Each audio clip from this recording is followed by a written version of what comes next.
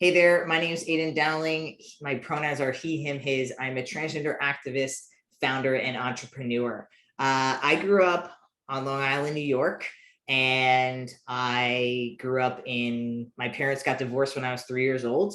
I have two older brothers. I was the only girl throughout my entire family till I was about 8 years old, when some of my a cousin was born who was also a girl. And I grew up with my mom. I saw my father every other weekend and every other Tuesday or Thursday, like clockwork. Picked up at 6 o'clock, dropped off at 8, picked up at 6 o'clock, dropped off on Sunday at 6 o'clock. There was never a time that wasn't like that. Also, just like split holidays. So for instance, Thanksgiving is coming up. Or I guess we could say Thanksgiving just passed whenever you post this. So during holidays, I would split the holiday, first with my mom, then with my dad. I grew up Catholic. I think we were Republican. To be honest, I don't really know because we never talked about politics. That wasn't something we talked about when I was growing up. And for context, I was born in 1987. My parents, my mom and my dad, they really didn't talk much after the divorce. My dad didn't even step into the house without permission, and they both remarried. So my dad remarried to my stepmom, and they're actually still together. And then my mom remarried to my stepdad for 10 or 11 years, and then they got a divorce. So my two older brothers, we were really close when we were young. Then my one older brother's 6 years older than me. My other older brother's 3. So we started to kind of separate as we got a little bit older. I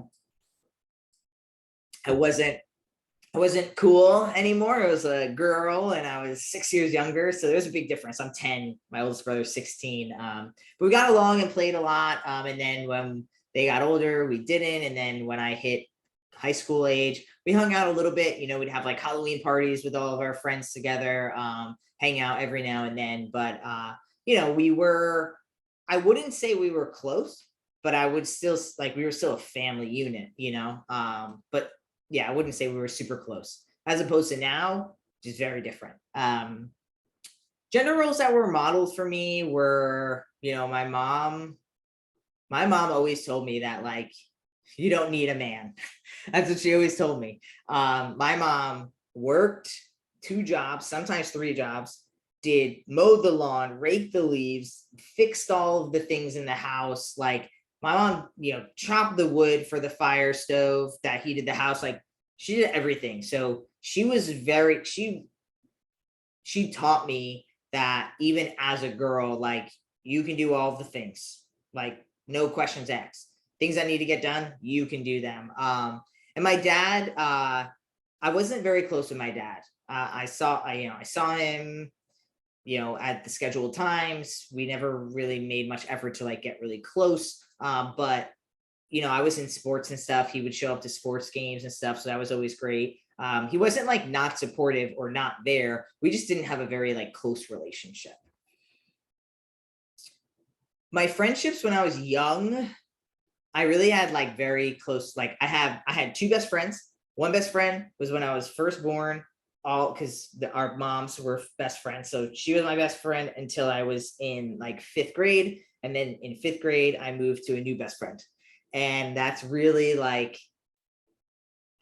how it worked. I chose my group of friends when I was younger. I mean, we were just fun. We were funny. We just hung out. I always just had kind of one core best friend, and we would hang out every day, all the time. And then there were other little pieces to the chessboard of friends, but it was always one core friend until about 11th grade is where I met a group of people. There was 5 or 6 of us. And that's where I kind of started to learn, making friends with multiple people and not just always having one person. I told my mom and my family and my dad that I was trans separately. So first I told my oldest brother, and he was like, okay, that makes a lot of sense. Then I told my middle brother, and he really could care less. And then I told my mom, and I just brought her into a room. I sent her a text to let her know that I had something to tell her because I didn't want to cop out. And so then when she came home, we went into her room, we sat on her bed, and I started crying and telling her about what it was like to be me, and that I felt like I was really a boy. And I was 20 at the time. And then I told my dad a little bit later after her, and we went to Panera Bread. And I told him then, and it didn't go over terrible, but it wasn't great. He pretty much just said he didn't agree and he didn't want me to change my body in any way, and that he was scared for me, and what was he going to tell his family and his friends. And then he kind of, I think he distanced himself from me, but I think I also distanced myself from him because I knew he didn't get it, you know. My friends, I also told separately. I told one friend, and then I told another friend, and then I told the group of friends. And that went over pretty well. I had one friend who didn't quite understand. They thought I could just be a butch girl, and like that was totally fine. And why did I have to like become a man? But overall, everyone was supportive, and it didn't take long for them to start understanding where I was coming from. I felt like I felt supported by some of my friends. I didn't feel necessarily rejected by anyone, but I just felt misunderstood. And I think when you feel misunderstood, you just feel a little unsafe. And so I think that's where some of that happened. But I think with all my friends, I mean, again, like some of my friends I stopped being friends with, but it wasn't directly because I was trans. It just was like a transition of friendships at that age. And so that's kind of what happened there. Since coming out, my life is drastically different. I've also been transitioning since 2009. So my life is much better. Everyone respects me and understands me and gets who I am to the best of their ability. And it's amazing. It's really great. The place I found community is online. I found community when I first started my YouTube channel. I found community through Facebook back in the day, and Instagram and Yahoo groups way back in the day. That's where I found my community, was online. I came out at a time where there was no place to gather for trans and non-binary folks. So community was important, and finding it online was the safest way for me to do so. Now I surround myself with most people who are in LGBTQ. If I'm being honest, most of my friends are within that, umbrella. And other than that, like all other friends that are like cis het people, they're, mostly pretty open-minded people. I wouldn't say that all of them, I agree with everything from all of them, but we understand each other as far as, me being trans, and I'm open with all of them. There's no one I'm not open with. So I just don't have that many friends that are not LGBTQ, but a few I can think of, and they're all like super cool people.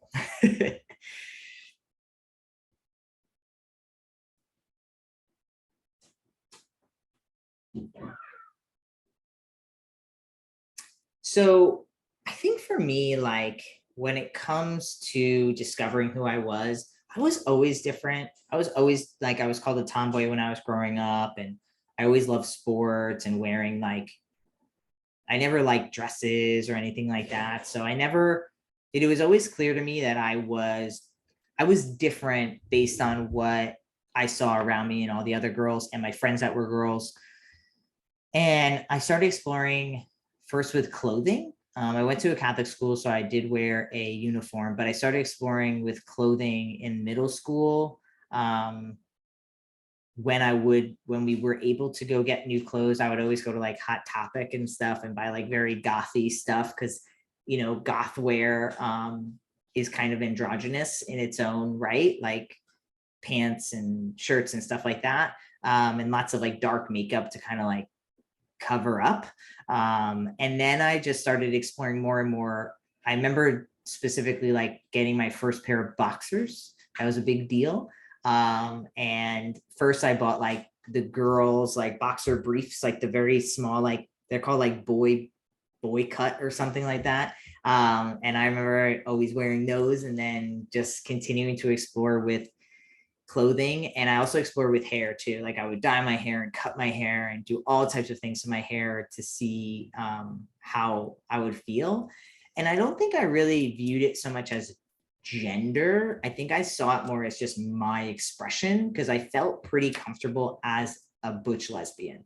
I felt like that's a life I could live. Like I was able to be very masculine and love women. And I saw people around me who were like that. So it was a big possibility for me. I was like, okay, well, I see these people doing it. I could do that, you know? So it wasn't about gender until I hit college years, and it was more like everyone was like, oh, I'm getting married or like having kids. Like people just started talking about that. And then I just started noticing that it was a lot about gender. And that's where I started exploring it.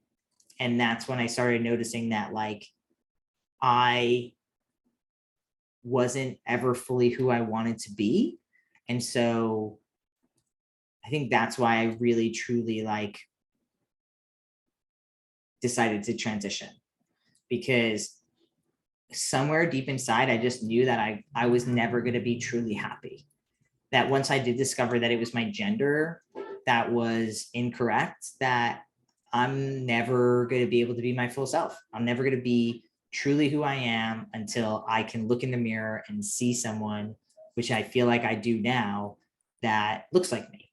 It's just not going to happen. And being a pretty depressed kid and young adult and, you know, really idolizing self-harm and suicide, I knew that I would probably not make it if I did not do this for myself. I think what I would tell someone in the process of figuring out who they are, take your time.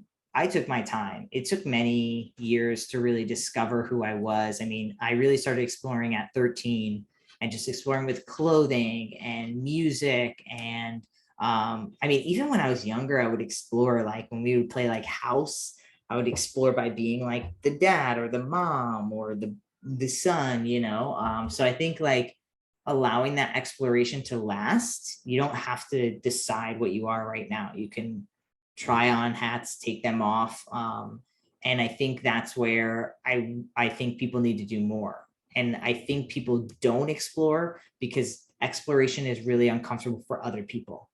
Unfortunately, I think people aren't used to people exploring. And so they're just like, well, just pick something because it'll be easier for me, when it's like, or just like, don't care about them and just explore for yourself.